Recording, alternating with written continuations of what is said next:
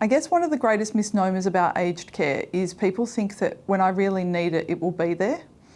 And the system just doesn't work that way.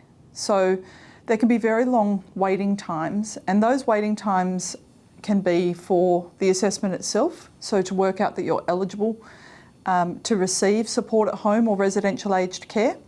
And then even once you're approved, from the time you're approved until either your support at home package arrives or until you're offered an aged care bed. So there can be a number of gaps, and unfortunately people leave it too late to make that initial phone call to pop their hand up and say, I need care. So the biggest gap is between popping your hand up and the care beginning, and that on average is about 12 months if we're talking about support at home. The numbers aren't too different when it comes to residential aged care in terms of waiting times. When we're looking at support at home, even once that package begins, there can be a funding gap, because when you completed your assessment, you might not have been as forthcoming about what your care needs are, or your care needs might have changed substantially since that day.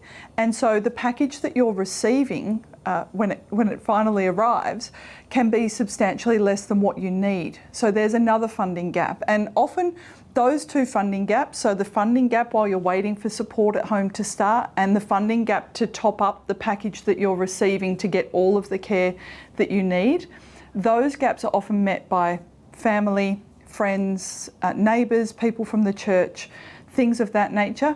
Obviously, if you don't have access to those people in your life, then it comes down to private carers to fill in those gaps. And then I guess the last gap that people find is when the need becomes so great that they need to move into residential aged care, and the cost can spike substantially, and a lot of people make that move not understanding what that cost is going to be or how they're going to fund it. They just assume, well, they assume two things. They assume firstly that because it's means tested, it will be more affordable. And the other assumption they make is that the residential aged care will be available straight away.